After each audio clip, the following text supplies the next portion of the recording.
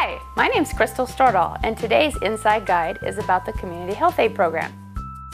The Community Health Aide program started back in the 40s or 50s, I think, as a need to really treat tuberculosis patients. Since then, it has massively grown in its scope of practice, but it was really started with a little army of volunteers.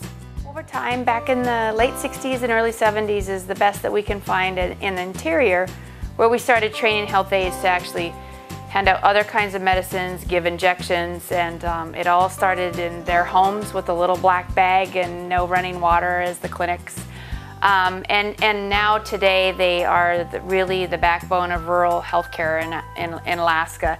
They provide primary care, preventive care, emergency services, 365 days a year, 24 hours a day. So they're often referred to as the eyes and hands and ears of the physician that may not be in the village. They may be talking to them daily, hundreds of miles away, and giving them an update on the health care that's going on in the village and individual patients.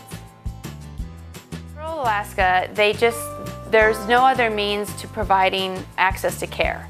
It's really a kind of a product of the Alaska Tribal Health System. It's a very ingenious way of providing growing home local providers, applicants. You start with somebody with a high school diploma, and you really train them to be the healthcare provider for their community.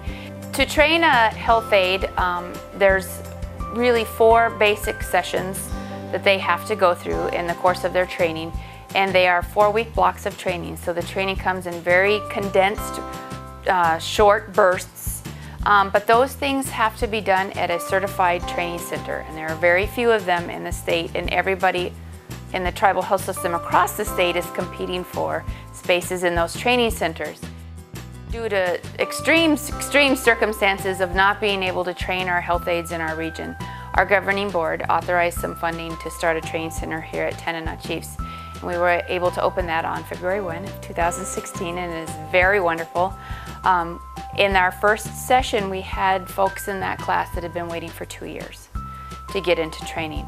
And that means we had a village clinic that relied only on itinerants for all of their access to care. So it's very rewarding and very exciting to know that we can hire folks and tell the community, yes, we are going to be able to train your new provider within a more reasonable period of time and get you healthcare going in your clinic. So it's been lovely. Thank you for watching today's Inside Guide, and thank you for your continued support of the Community Health Aide program.